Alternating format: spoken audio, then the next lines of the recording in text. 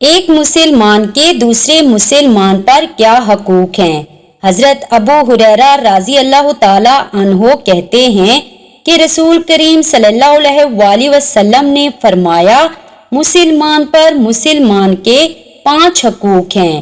Number 1، جب کوئی مسلمان بیمار ہو تو دوسرا مسلمان اس کی عیادت کرے۔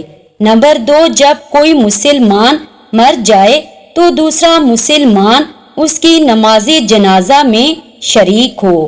نمبر 3، جب کوئی مسلمان کھانے پر بلائے تو بلایا جانے والا مسلمان اس کی دعوت قبول کرے، بشرطے کہ کوئی شرعی عذر مانع نہ ہو۔